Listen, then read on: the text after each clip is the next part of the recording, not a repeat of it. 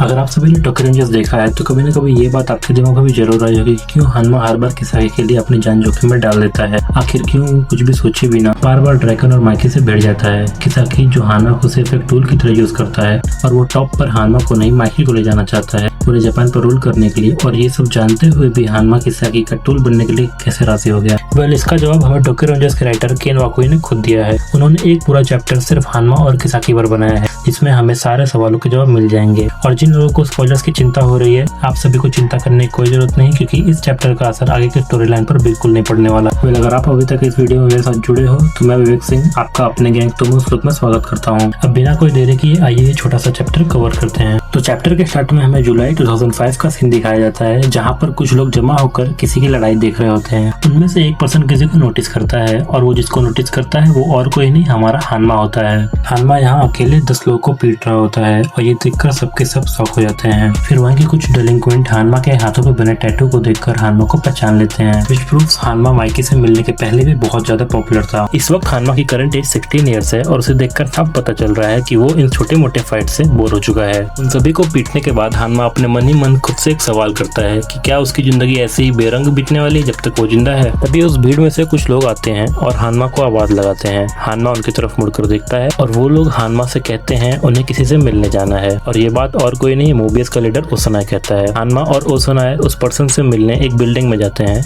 वहाँ पर किसी को बैठा देख हानमा उसे पहचानने की कोशिश करता है, पर वो फेस हानमा के लिए बिल्कुल नया था। फिर वो पर्सन हानमा से पूछता है कि क्या वो ही रिपर है। अब जिन लोगों को नहीं पता मैं बता दूं कि हानमा को ज़ॉम्बी नाम ड्रैगन ने दिया था और ज़ॉम्बी से पहले हानमा को रिपर बुलाया करते थे। उसके बाद हमें उस पर्सन का फेस दिखाया जाता है और वो और कोई नहीं, हमारा किसाकी ही होता है। किसाकी हानमा को अपना मोहरा बनने के लिए कहता है। हानमा तो पहले थोड़ा शॉक होता है बट फिर वो मान जाता है। हानमा को समझ नहीं आता कि उसे किसाकी में ऐसा क्या अच्छा लगा, पर उसे किसाकी में बाकियों से अलग कलर दिखाई देते थे। उसे लगता था कि उसके कलरलेस लाइफ में किसाकी ही कलर भर सकता है। फिर हमें वो सारे सीन दिखाए जाते हैं जिसमें किसाकी कियोमासा को ड्रैगन के खिलाफ मैनिपुलेट करता है, पाक को ओसानाए के खिलाफ मैनिपुलेट करता है और पेह को भी ड्रैगन के खिलाफ मैनिपुलेट करता है। हानमा बताता है कि किसाकी किसी के भी दिल को आसानी से छू लेता था, इसलिए वो माइकी के इतना क्लोज आ सका। ताकि हानमा को कहता है कि हानमा सिर्फ एक टूल है उसके लिए, और जिस दिन हानमा यूजलेस हो जाएगा वो उसे भी रिप्लेस कर देगा। हानमा ये सुनने के बाद बड़ी जोरों से हंसने लगता है और किसाकी को कहता है कि उसे इस तरह से जीना बहुत अच्छा लगता है। वो ये भी कहता है कि उसकी दुनिया बहुत कलरफुल हो जाती है जब भी वो किसाकी के साथ रहता है। उसे लाइफ एक सर्कस की तरह लगने लगती है और ये सारी बातें किसाकी को बहुत अजीब लग रही होती है। उसके बाद हमें दिखाया जाता है कि कैसे किसाकी काजुतोरा को बाजी और माइकी के खिलाफ मैनिपुलेट करता है,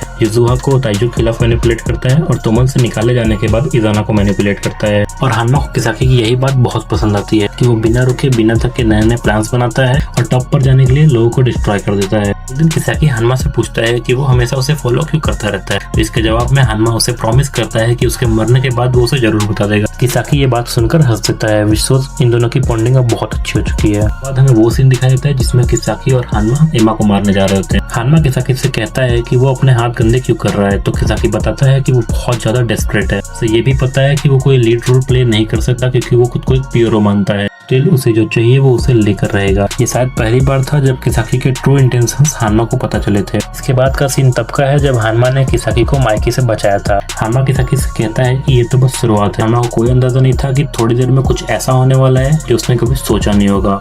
यस, किसाकी डाइड।